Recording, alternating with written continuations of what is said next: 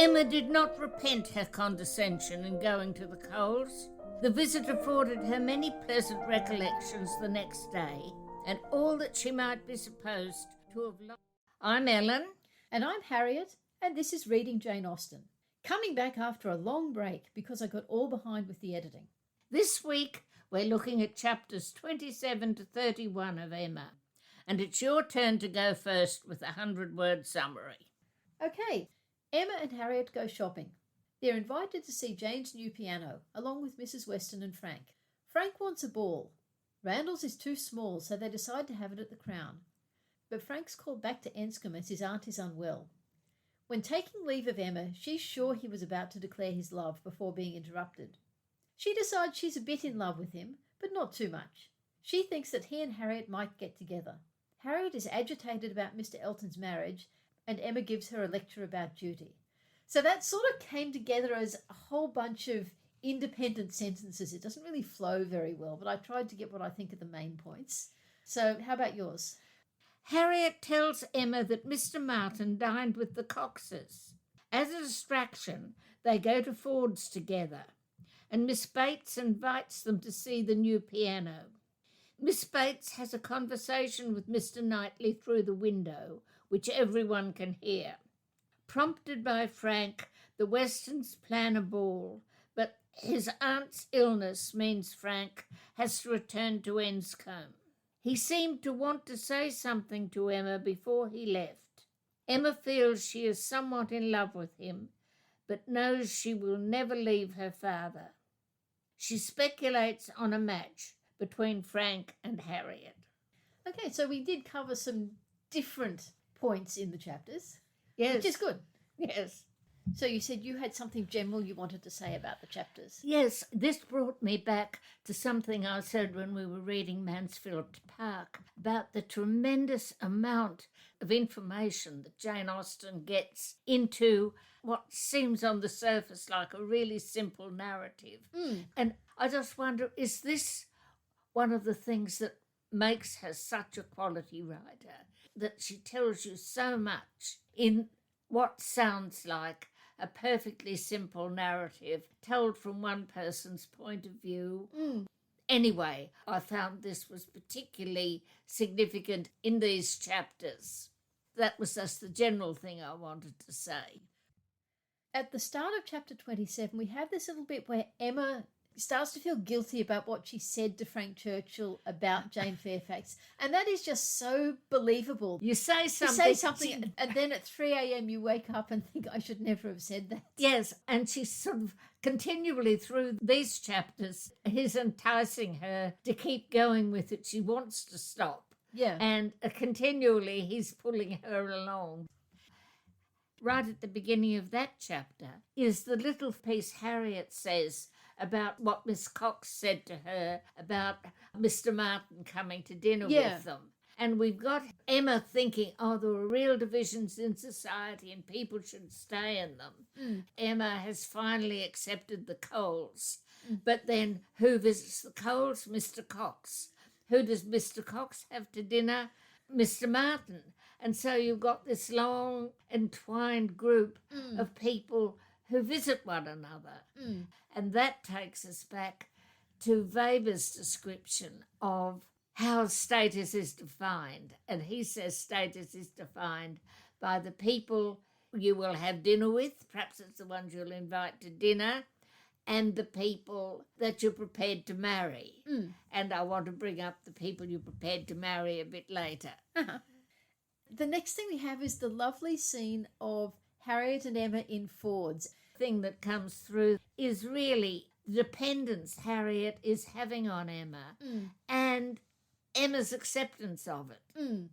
But then Mrs Weston and Frank turn up, and this is one of those scenes where the dialogue reads completely differently the second time you read it from the first time, because everything Frank says, the way he manipulates his way into convincing Mrs Weston that she has to call on the Bateses that morning, and then pretending that he doesn't want to go with her, but setting it up so that she will insist that he goes with her.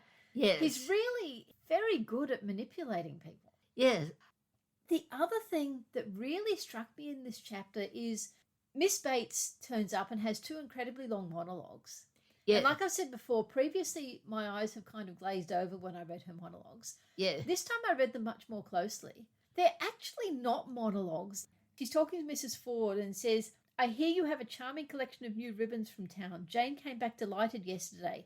Thank you, the gloves do very well. Mrs. Ford has obviously said something in there and Jane Austen has just cut it out. Yes. So I thought I'd noticed this myself for the first time.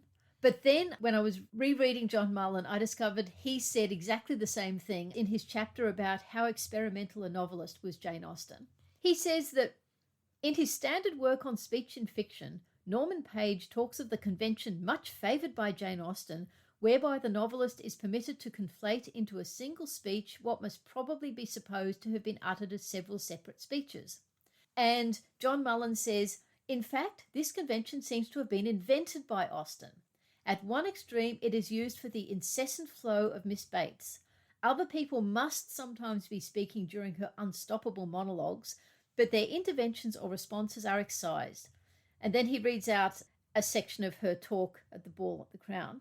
And then he goes on to say, other people are saying things, but their words are simply smothered.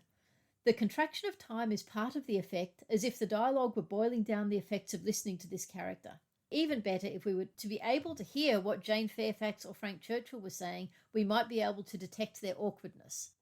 So, as I said, I thought I was really clever to have noticed this time, and I had just completely forgotten John Mullen had said it, and of course, I hadn't realised just how much of an innovation this was that Jane Austen had done. No, I'd never really noticed that before. In fact, I've always quite enjoyed Miss Bates's accounts because of the sort of detail of life that they give. Again, reading them properly for the first time, I did enjoy the stream of consciousness. Every sentence connects with the next sentence. Yes. Yet you end up in such Somewhere a quite different. Yes, somewhere quite different. And then, of course, when Miss Bates says, now what was I talking about? And it says, Emma wondered on what of all the medley she would fix. It's just beautiful. Chapter 28 is the chapter set in the Bateses' rooms with everyone coming up to see and listen to the new piano. Yes. When they arrive there, Frank Churchill is at a table near Mrs. Bates, most deedily occupied about her spectacles. I love Deedly. Yeah. And Jane Fairfax is standing with her back to them, intent on her pianoforte. John Mullen thinks they have definitely been talking and possibly embracing because it talks about how Jane is at the piano and Frank has only just finished the spectacles. Yes, and also, of course, Mrs. Bates hasn't got her spectacles, so we're sitting there not hearing or seeing anything. Yeah. Second read, you have so much thinking to do. But first read through, you've got a lot of thinking. Yeah. You're trying to match this with what Emma had to say about Jane caring about Mr. Dixon. Yeah. And you get that little hint that she has this sort of smile that's sort of suppressed, which again, in the second reading, you think, oh, she is really thrilled that Frank's given it to her. Yes. She's not totally embarrassed by the gift. Yeah. Emma is actually right when she says she had not yet possessed the instrument long enough to touch it without emotion. She must reason herself into the power of performance, and Emma could not but pity such feelings, whatever their origin, and could not but resolve never to expose them to her neighbour again. So much is packed into that, both first and second time, because Emma is still seeing that Jane is in a heightened emotional state and it's connected with the piano. But then you get all that, I think, really quite horrible stuff where Frank is saying all these things about Ireland and Colonel Campbell sending very explicit instructions about the piano, and he's obviously told Jane what Emma said last night. He's teasing Emma and trying to make her laugh, and she's finding it amusing, but she's also finding it progressively more uncomfortable, which is fairly reprehensible on his part, but I think it's just mean to Jane. To be able to tease Jane with these stories that Emma is making up about her, and with Jane, who is very reserved and very private. Yes. It must be dreadful for her to know all these stories, and they have so little time together that she probably can't really rein him in properly. Yeah. It does say that Emma wished he would be less pointed, yet could not help being amused. With Emma, she has so little in her life of this kind of having sort of fun Yeah. with someone her own age, whereas it's nothing to Frank. In spite of Mrs. Churchill, Frank has managed to spend quite a bit of time with girls within his flirting age. Yeah. And the other thing that happens in this scene is Mr. Knightley arrived and Miss Bates talking to him out the window. And Mr. Knightley shows that in spite of sometimes seeming a bit older and ponderous and boring, he does show his sense of humour in this scene when he says, "For I suppose Miss Woodhouse and Mr. Frank Churchill are hearing everything that passes," and raising his voice still more, "I do not see why Miss Fairfax should not be mentioned too. I think Miss Fairfax dances very well, and Mrs. Weston is the very best country dance player without exception in England. Now, if your friends have any gratitude, they will say something pretty loud about you and me in return, but I cannot stay to hear it." I mean, that is the way Mr. Knightley goes on. Yeah. And he's not sort of kowtowing to Miss Bates. No. And he's just responding to her in a way that isn't being indulgent. "Oh, this is Miss Bates going on. Oh, yes, put up with it."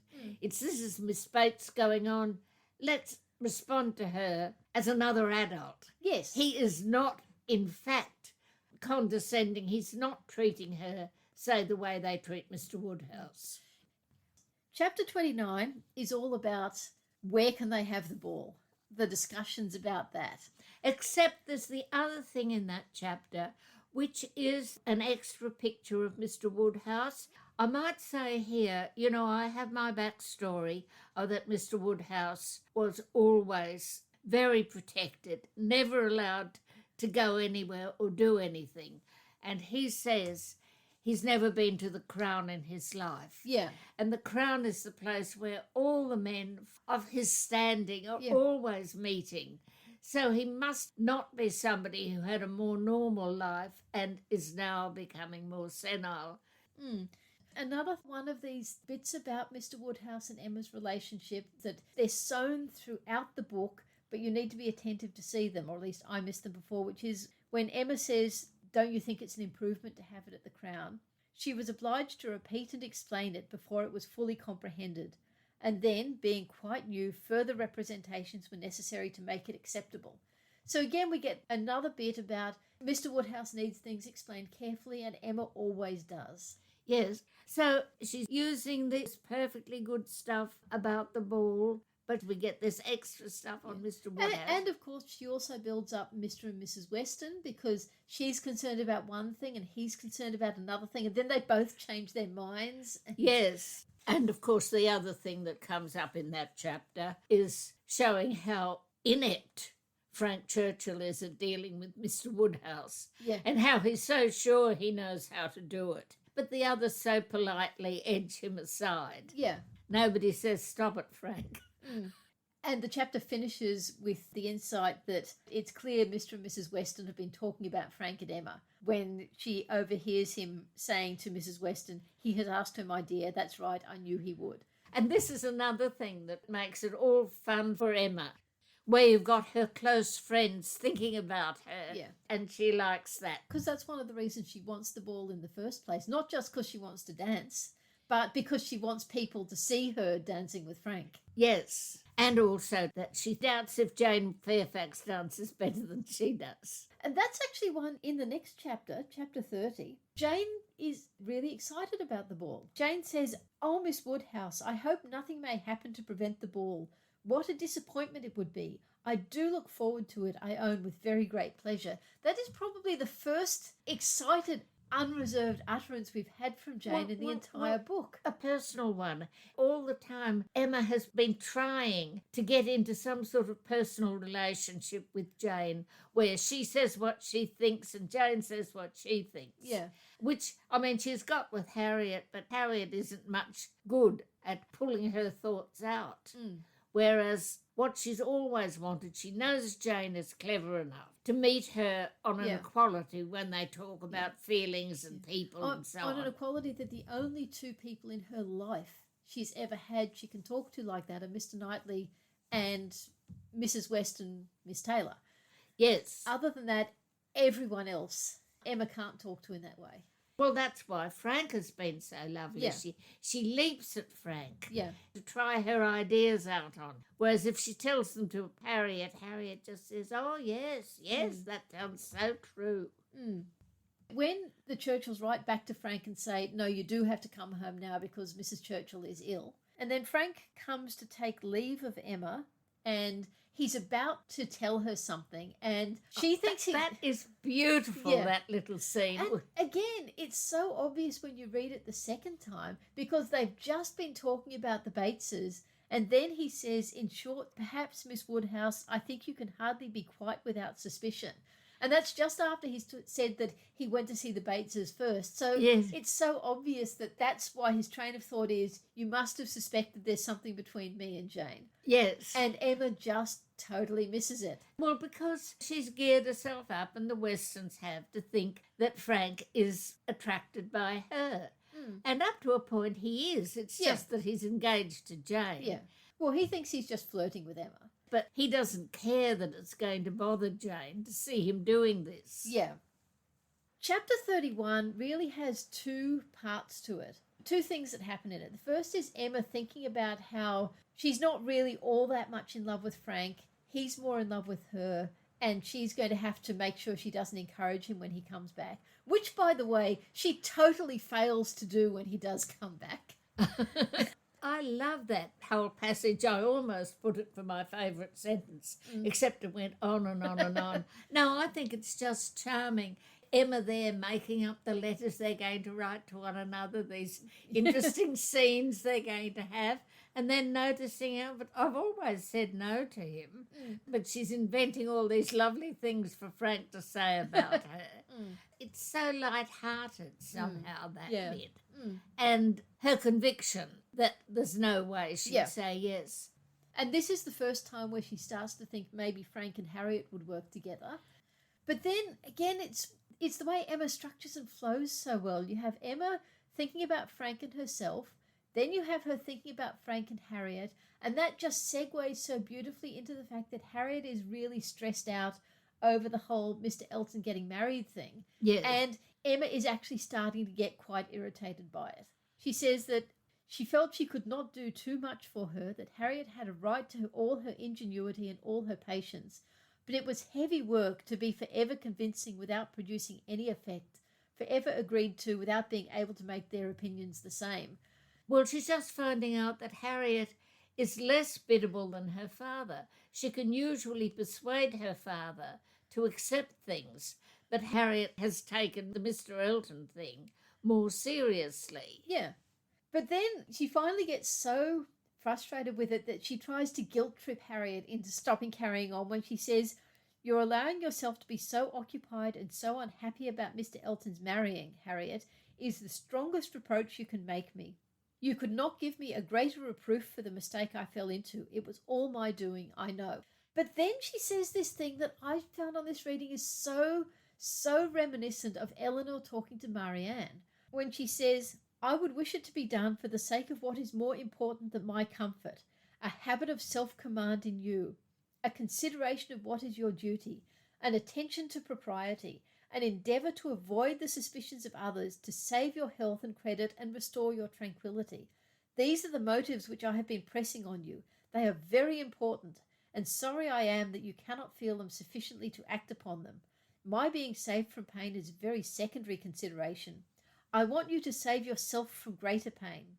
Perhaps I may sometimes have felt that Harriet would not forget what was due, or rather what would be kind by me." She is still kind of guilt-tripping her, but everything she says there, I was going to do a comparison and I forgot, but I so feel Eleanor could have said that to Marianne in those exact words. Yes, I suppose it's what do they call it in Mansfield Park? Is it the principles they have to live by? Yeah. And this is Emma, who has been taught these principles and internalised them. Yeah. And up to a point, I mean, we do see her in some ways living by these broad principles that underlie what Fanny believes, what Eleanor believes. These principles, anyway, that Sir Thomas felt that Julia and Maria had not been fully inculcated in. She is trying to remind Harriet of them, because no doubt Harriet has also heard about them at Mrs. Goddard's. But did she internalise it? Yeah. Probably not much. Yes. And it does say that this was what made Harriet try and get a bit more control over herself, which made it nice for Emma as well. Yes. That was where those chapters finished. Did you have anything else to say about them? Not really, no. Okay, favourite sentence. What was yours? My favourite one comes from Mr. Woodhouse when he's responding to Frank Churchill, talking about how people go behind the curtains and open the windows. And I just love it because it's Mr. Woodhouse. He's picked up certain ways you talk about the world. He's being in his own mind, quite an adult man of the world talking. And he says, "Bless me, I never could have supposed it, but I live out of the world and am often astonished at what I hear." What I was interested in was him thinking of the world and how he's living out of the world, and this wide, dreadful world where people go to the Crown and so on, that he's never been part of it, and he's being horrified when people like Frank Churchill tell him about it. Well, the one I had, they've come to the Crown and they're looking at it, and Mrs. Weston is concerned about it all being dirty, and Mr. Weston says it's all fine, and it says, "The ladies here probably exchanged looks which meant men never know when things are dirty or not. And the gentlemen perhaps thought each to himself, women will have their little nonsense and needless cares." In a modern-day sitcom, you could have exactly the same thing. Yes. It's maybe not a universal truth, but it's certainly a universal joke. Yes.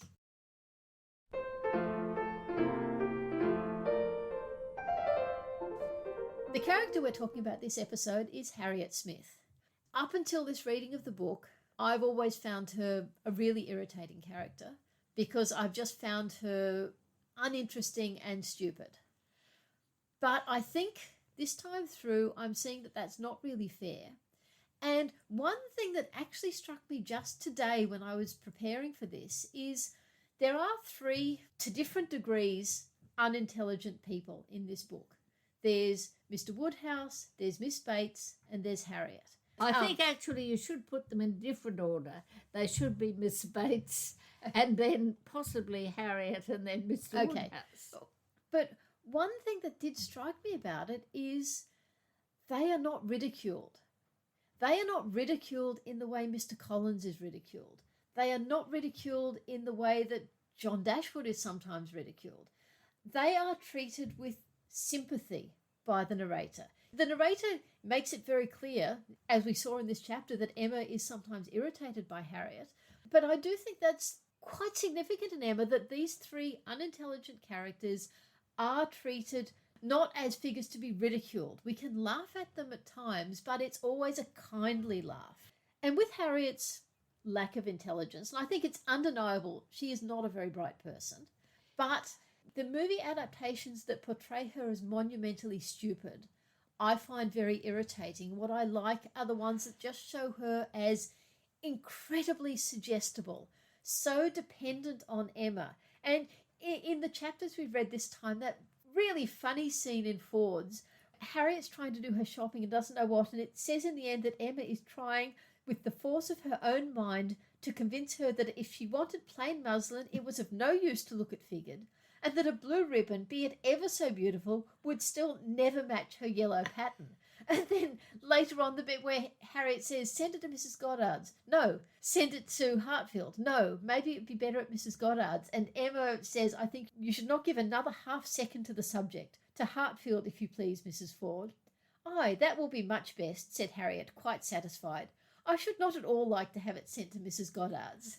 The thing for me that this is almost suggesting is how very nice Mrs. Goddard has been. I mean, that is the behaviour of somebody who's basically indulged.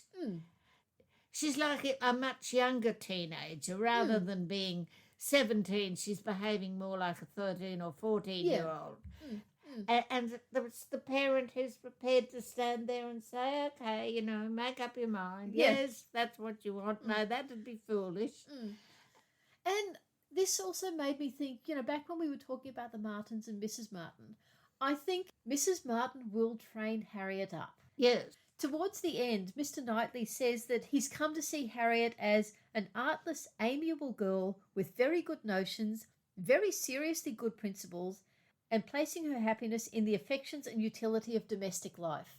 Actually, that's bringing up the good principles, Yeah. which we'd had demonstrated to us Yeah. in that chapter we were just talking about, Mm. when Emma appeals to her principles Mm. to get her to control her feelings about Yeah. Mr. Elton. Yeah. So she's not, well, maybe yes, you can say she's monumentally stupid, but that is not the be-all and end-all of her character. We get a much more subtle presentation than I think I initially took from the book. Yes. Another thing, when she tells Emma that she's fallen in love with Mr. Knightley, and Emma asks if you have any idea of him returning your affections. Yes, replied Harriet modestly but not fearfully. I must say that I have. We're suddenly seeing a much more confident Harriet who has developed her own opinions. For some reason, that's a tiny scene that has stuck in my memory for a long, long time. Just that description of Harriet modestly mentioning this herself with this confidence. Yes. And somehow you don't quite feel you're fooling yourself, do you? Well, the thing is, what we've seen this time is with Mr. Elton, you said it yourself, everything about Mr. Elton, Emma has fed to Harriet. Yes. In this case, she has started out with her misunderstanding of what Emma was saying and thinking it might be possible, but then she has gathered her own evidence of her own interactions with Mr. Knightley, which is why she is now confidently saying, I do have some evidence that he cares for me. And that's really beautiful. Then there's the less beautiful bit where she says, I hope I know better now than to care for Mr. Martin or to be supposed of it. Emma just dumps down on it completely in her own head, where she says that Harriet was less humble, had fewer scruples than formerly. Her inferiority, whether of mind or situation, seemed little felt. And I just thought, until this scene, have we seen real evidence throughout the book of Harriet becoming more confident, more assertive, more sure of herself? I'm not sure we have. I'm trying to think, say, her dependence on Miss Nash, but she's still running to Miss Nash at the Coles dinner party. Yeah. But I wonder, does Miss Nash turn up in the book after that point? Because, that's where you've got Harriet under the sort of silliness influence of the teachers at the school. But it does seem that the Harriet at this stage of the book is more confident, more self-assertive, possibly more vain, has less of a sense of inferiority than the Harriet at the start of the book had. And I know from reading commentaries, some of the film adaptations of the book have tried to bring that out. In particular, the most recent version of Emma from 2020, the director said that at the end of the film, Harriet is much more willing to give orders to servants than she was at the start of the film. Well, you can see she must have had a lot of experience in living in that particular style. Yeah. And again, that may well be why she feels more confident in marrying Mr. Knightley. She spent a lot of time living at Hartfield. She's seen how Emma treats the servants. It's been suggested by Emma that she speaks to them in certain ways. She knows how such a household operates. Whereas even when she was first suggesting that she might marry Mr. Elton, she really didn't have all that much knowledge of how a gentleman's household would work. She'd been in a school, but not in a household. But by the time she's starting to think about Mr. Knightley, she's spent, months staying a lot of the time at Hartfield, learning to be a daughter of the house who presumably has noticed how to be a lady of the house. And the other thing, of course, is that she's had lots of one-on-one conversations with Mr. Knightley. Yes. Then when she does finally get engaged to Mr. Martin really doesn't waste any time. Basically, there was being thrown together at Astley's when they got separated, and then the next day he proposes. Emma talks about how could Harriet be in love with 3 men in the course of a year, but I think it goes with what you were saying earlier, that Emma never really understood how much Harriet did in fact care for Mr. Martin. he was still there all the time, which is why after 2 days she was willing to accept his proposal. Well, I mean, she was still terribly embarrassed at running into him in Fords, and people like the Miss Coxes are talking about Yes, him. and She also probably believes a lot more in Mr. Martin's affection for her because he's the one who did do nice things to her. Yeah, and she was right. Yes. There is one other thing I want to say about Harriet. I know you're going to be talking about illegitimacy in the historical section, but we had a comment on our Facebook page from Julie asking if we'd heard of the suggestion that Harriet's mother was Miss Bates. We never actually hear anything about Harriet's mother. We learn that her father was a tradesman. Nothing is ever said of her mother. I guess I've kind of assumed that her mother probably died in childbirth or very soon after. But in this Facebook post, Julie did link to an article in Persuasions, the Jasna Journal, as long ago as 1985. It's by Edith Lank, and it's called The Word Was Blunder, Who Was Harriet Smith's Mother? And this article comments on the fact that Miss Bates' Christian name is Hattie, which could be short for Harriet, and everywhere in Jane Austen, the firstborn daughter takes the mother's name, which is true, and says that that must be significant. And she does point out that the chronology is such that Miss Bates could have been away from Highbury when Harriet Smith was born, because Harriet Smith was born at about the time Jane Fairfax's mother died. And so you read this and you think I'm meant to be taking all of this seriously. But then she finishes up by saying, many a scholar has argued from a complete lack of evidence that such universal silence on the matter clearly strengthens my thesis. And mannerly Jane Fairfax, who knows so well how to keep a secret, never once speaks a single word to Harriet Smith. Of course, as Frank Churchill reminds us, sometimes one conjectures right and sometimes one conjectures wrong. There is always the possibility that Hetty was meant as a diminutive for Henrietta. Enough, as Emma says reassuringly and not quite convincingly, all in a mere joke among ourselves. So I think this article is written very much tongue-in-cheek. It is true that you could say that it's theoretically possible. The idea is that Harriet's tradesman's father had an affair with Miss Bates at the time that Jane Fairfax's mother was dying. Yes, I think so.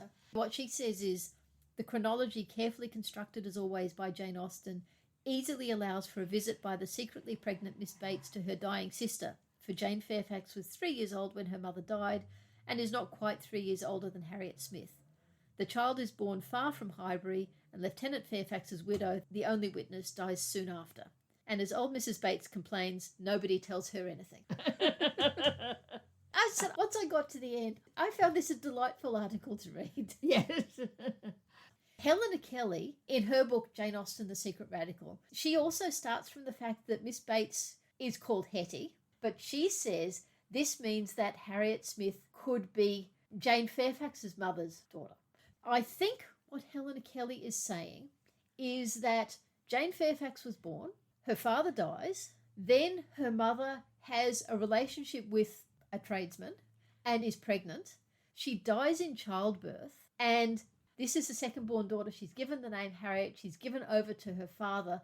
And again, that is an awful lot of building on one possible similarity in name, which, as Edith Lank pointed out, Hetty could just as easily be short for Henrietta.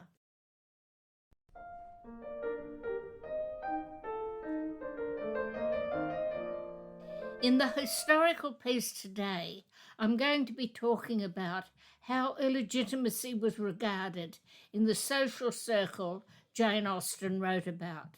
As we need continually to remind ourselves, the people Jane Austen wrote about were by and large affected by life's disasters a good deal less than those in the classes below them, and that this applied to illegitimacy as well as to so much else. The illegitimate children whose social position I'll be considering here were lucky when compared, for example, to the children of the thousands of servant girls who were each year seduced and then abandoned by their employers or by their employers' friends and relations. And this would have included friends of all the sort of Jane Austen people we're talking about. Nevertheless, it looks as if Harriet was one of the lucky ones among this group. The debates about whether Harriet is an acceptable wife for Mr Elton have taken me back to the sociologist Max Weber's argument that status was defined by conceptions of commensality and connubium. By commensality, he meant the people that eat at the same table. It comes from mensa, the table. And in my last historical piece, I talked about how the Coles dinner party gives an insight into the social structure of Highbury, how the Coles drew a status line between those who must be invited to sit at the table for actual dinner, those who could be asked to come in and drink tea with their guests after the meal was finished, and all the rest of Highbury. Who weren't invited. Who weren't invited, yes. But I think we can see that in the social world of Highbury, the boundaries set up by the other aspect, connubium, the group of people who consider it appropriate to marry one another, are a good deal stricter than those for commensality. Mr Elton is quite prepared to sit down at table with Harriet, but he differs strongly for Emma on whether they're in the same group when it comes to marriage. Emma, we gather, doesn't consider illegitimacy about this marriage. Well, isn't that because she's got this idea in her head that Harriet's father is a gentleman, not someone of a lower class? And that was just what I was going to read out when she's arguing with Mr Knightley. As to the circumstances of her birth, though in a legal sense she may be called nobody, it will not hold in common sense. She is not to pay for the offence of others. Which is fair enough. And which a lot of people believed, though an awful lot more didn't. She is not to pay for the offence of others by being held below the level of those with whom she is brought up. There can scarcely be a doubt that her father is a gentleman, and a gentleman of fortune. Her allowance is very liberal. Nothing has ever been grudged for her improvement or comfort. As I've said before, I don't think we can really trust Emma's interpretations of social rules. She's worked out what she thinks are the rules governing society, but living in such a restricted circle, she's had very little opportunity to see them tested in real life.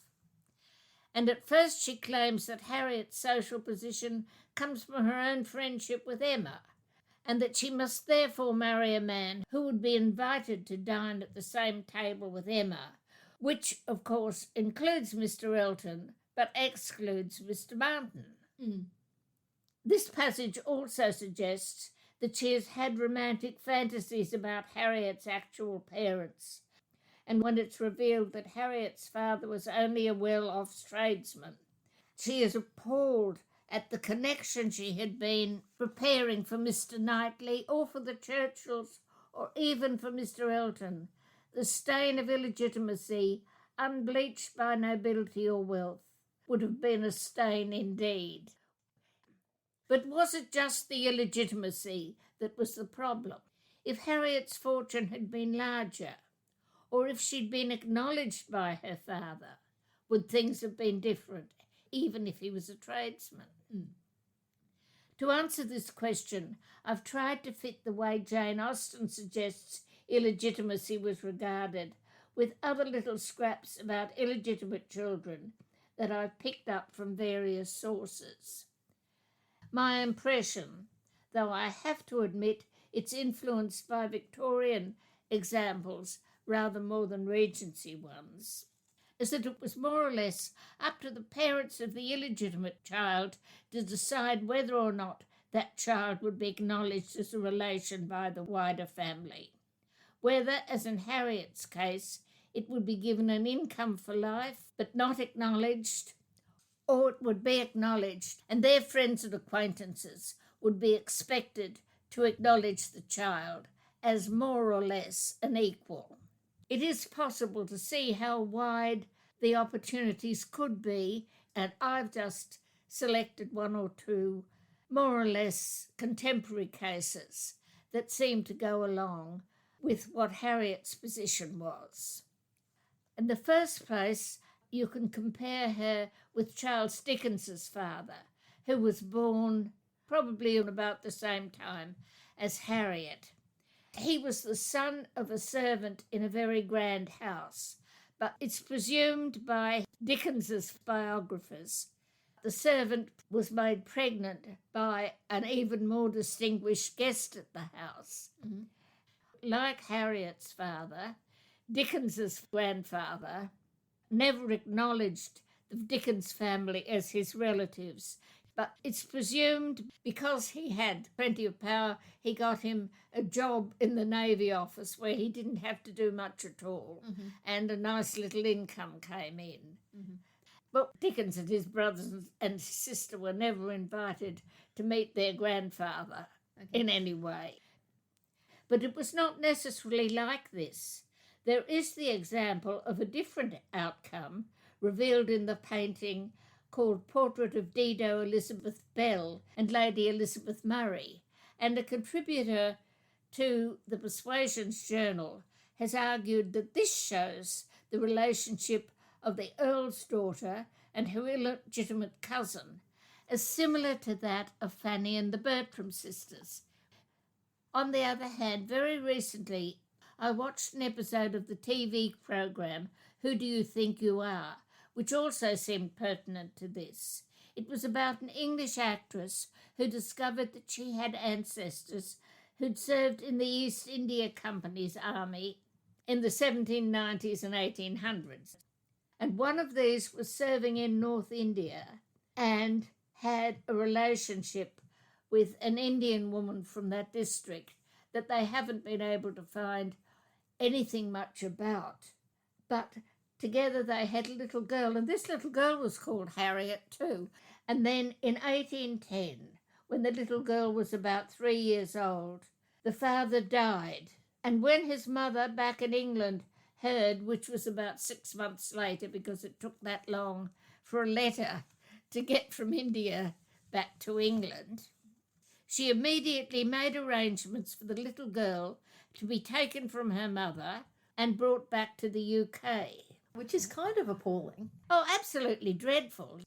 It must have been pretty traumatic for the little girl, but she seems to have been treated as a full member of the family by her grandmother and other relations.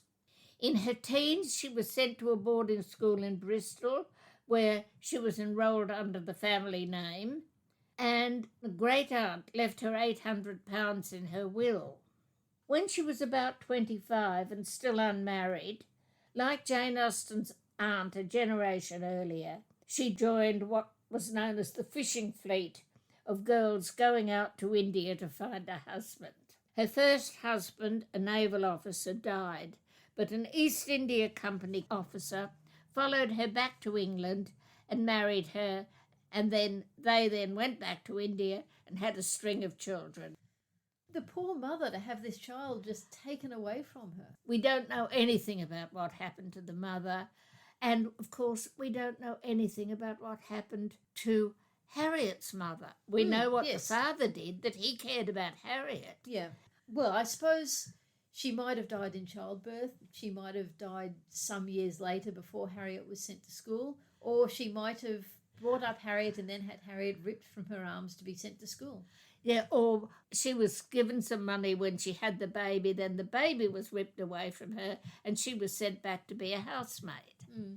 Which again is dreadful. It's appalling. What you have to see is the illegitimate children, in this case at least, had it so much better than the mothers. Coming back to Harriet, Mr Knightley does make the point that even though her father is paying for her, he doesn't actually want anything at all to do with her, and yet that still makes her one of the lucky ones. Well, a very lucky one. We're talking about a very, very tiny proportion of the girls that this happened to. Yeah. There is, of course, another Jane Austen novel that deals with illegitimacy, Sense and Sensibility, but here we've got quite a different situation. The girl involved is from the same class as the man who betrayed her and abandoned her. which is what happened with Colonel Brandon's cousin. Mm-hmm. What I'd like to finish with here is the vision I've had of a soft-hearted Colonel Brandon insisting that Willoughby's little son should come and visit Marianne's and his little girls in school holidays. You end up with a reverse situation of Edward and Fanny.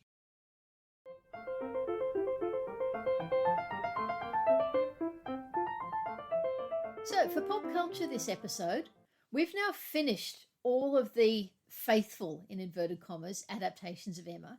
So we're now moving into the modernizations, and I'm going to talk first of all about the 1995 film Clueless. And I think if you talk generally about modernizations of Jane Austen films, Clueless is probably the first one people are going to think of. It was written and directed by Amy Heckerling, and it is set in a Beverly Hills high school. And nothing had gone before that was quite like that. This is probably the first that I can think of the big film and TV modernizations of Jane Austen. Yes. Things like Bride and Prejudice came later. Yes. And the interesting thing is, following on from Clueless, in the 90s and the early 2000s, there are actually quite a lot of high school adaptations of classic literature. So just to give a couple of examples, in 1999 was 10 Things I Hate About You, which was another really popular one. It was based on The Taming of the Shrew. Also in 1999 was Cruel Intentions, based on Dangerous Liaisons, and She's All That, based on, depending on who you talk to, either Pygmalion or My Fair Lady. Then in 2001 was O, which was based on Othello. 2006 was She's the Man, based on Twelfth Night. And then in 2010 was Easy A, which is based on The Scarlet Letter. And that's just a handful of them. I know there were more. And these are all set in high schools. Yes. And so this definitely started a trend. This is one of the best known and best loved of that genre. And also, I would say, just of 90s high school teen movies, this also stands as one of the best known and best loved. So one of the reasons for setting Emma specifically in a high school is because high school culture is very socially stratified. So that maps nicely to Emma. And in fact, you have a scene where she's sort of pointing out the different cliques in the high school and how they rate. Yeah, and how they rate in her estimation. So, who's who? The Emma character is Cher Horowitz, and she is played by Alicia Silverstone, who does a lovely job. She lives with her father, who is an attorney. Mr. Knightley is Josh. He was her stepbrother. Their parents are not married anymore, but he still kind of hangs around a little bit. Yeah. So he is college age. Harriet is Ty, who is a girl from the East Coast who starts at this Beverly Hills high school and who Emma decides to basically give a makeover to. Mr. Elton is a character called Elton, who's a classmate of Emma and Ty. Mr. Martin is Travis, who's another classmate, but he is in one of these groups that Cher looks down her nose at. There is no Jane Fairfax, and the Frank Churchill equivalent is Christian, and the reason it's never going to work between Christian and Cher is that Christian is gay, but Cher doesn't work that out initially. Oh, that's really quite a clever way of making him unavailable. Yes, it works really well. Yes. Now, Mr. and Mrs. Weston, it's kind of interesting because you have two teachers at Cher's school, Miss Geist and Mr. Hall, and Cher tries to get the two of them together. And the film ends with their wedding. So you could say, okay, Miss Geist and Mr. Hall are Mr. and Mrs. Weston. Yes. But also, Miss Geist is sort of a bit disorganised and a bit talkative and lovely person into causes. So you could also say, well, there's a bit of Miss Bates in her. And equally, there are two characters not in Emma, which is Cher's best friend Dion and her boyfriend Murray. And Dion also has a little bit of the Mrs. Weston role because she is someone that Cher can talk to. But she's another girl at the high school. But she's another girl at the high school. There's not a direct parallel with the Westons. It's not as close a parallel as it is with some of the others. Yes. So just a couple of general observations I wanted to make about it. First of all, is that these students at this Beverly Hills High School, they are living an incredibly privileged life. as is Emma, well, as is everyone in Jane Austen, which you've previously observed. Another thing, you know how, as we've been talking about Emma, you've been saying how one of the things you find funny about her is that she thinks she knows everything and in fact she doesn't have a clue. Yeah. Well, that is exactly the plot of Clueless, because when Ty first turns up at the school, Cher says Ty was so adorably clueless. And so you think Clueless is talking about Ty. But then towards the end of the film, when Cher has had her big revelation about being in love with Josh, she says, I had been completely clueless. And that's what you get all the way through, her missing so much of what's happening. So exactly what you've been saying about Emma is clearly something Amy Heckerling saw and enjoyed in Emma and made such a feature of the film. Yes. Something you've often asked when I've been talking about the adaptations is how they deal with the mysteries. This one honestly doesn't really. For example, Christian, from the moment he turns up, it is so obvious that he is gay. Yes. And Cher and Dione don't notice it. But I don't think it was meant to be a secret to anyone, and especially not to the audience. Yeah. One thing I found is that so many of the touch points of Harriet's plot are in this movie.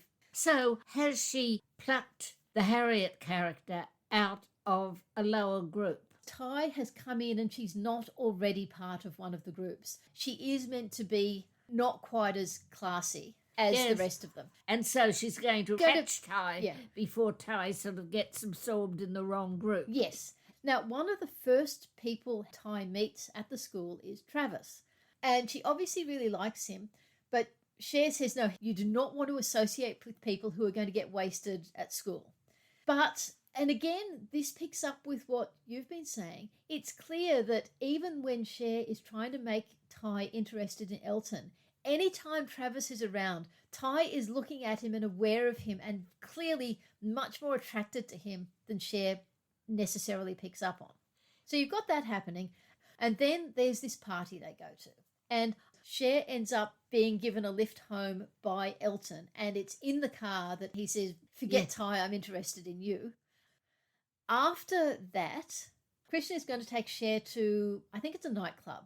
And at that nightclub, you have this scene of Ty standing and no one's asking her to dance. And then Josh turns up and asks Ty to dance. And that then leads to Ty falling for Josh.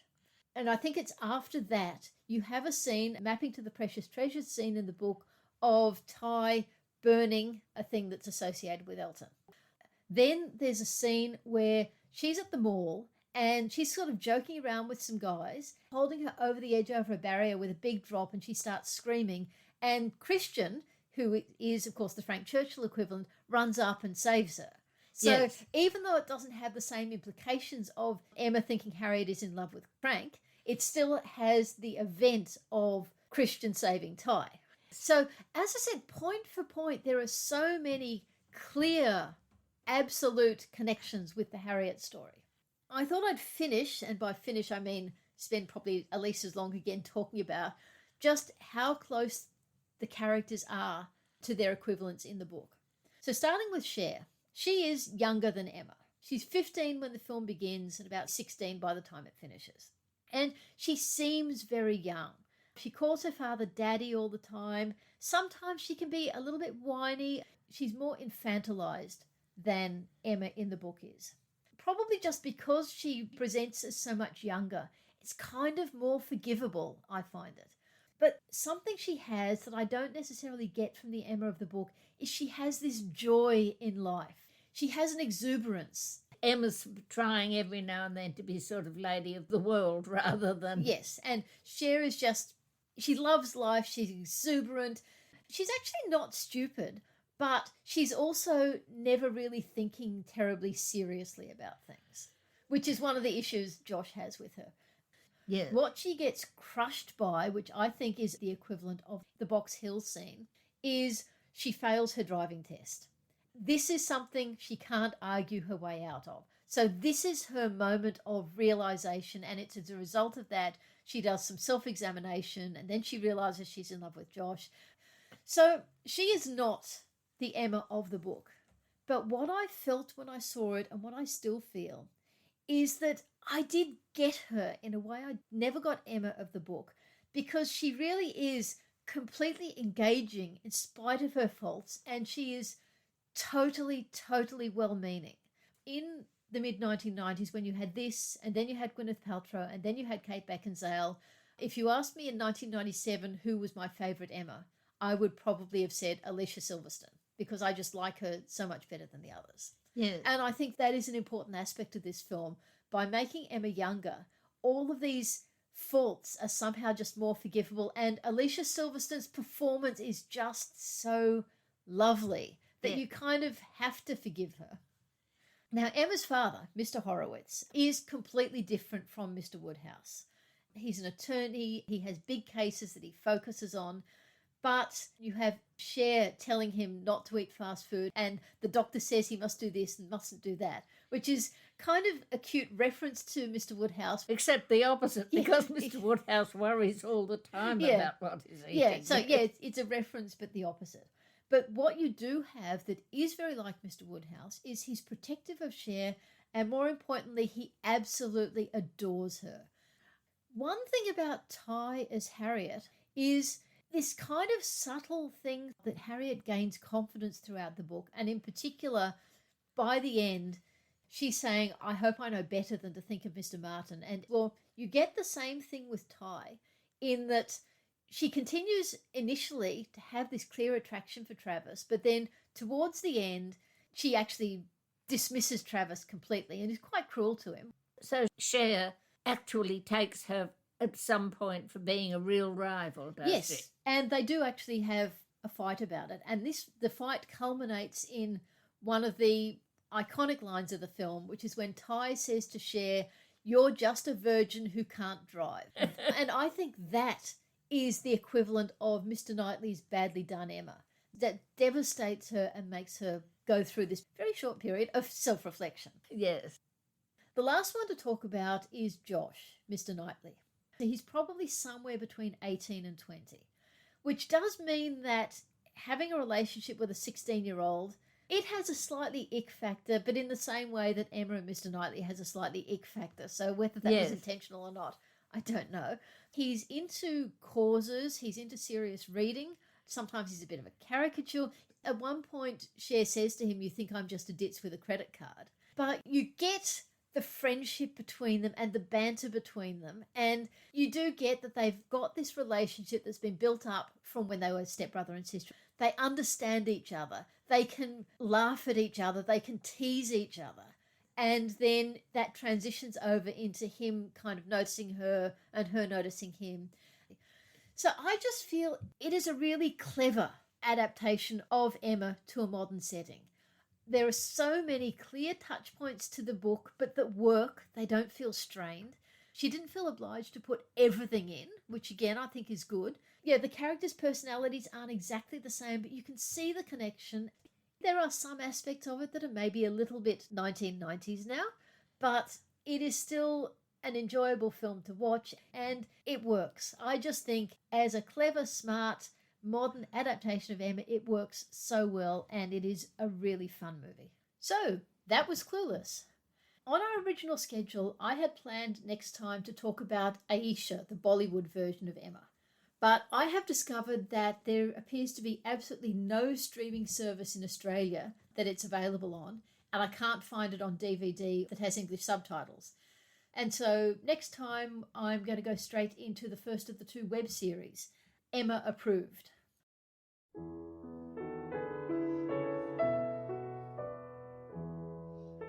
You've been listening to the Reading Jane Austen podcast with me, Harriet. And me, Ellen. In our next episode, we'll be looking at chapters 32 to 36 of Emma. The structure of this podcast was inspired by Harry Potter and the Sacred Text. Our music is Creative Commons performances of pieces Jane Austen might have listened to. You can find us on Facebook at Reading Jane Austen and our website readingjaneausten.com. We also now have an Instagram account, reading_Jane_Austen, because Reading Jane Austen without the underscores was already taken. You can email us at readingjaneausten.com or rate and review us in your podcast app. We hope you'll join us next time.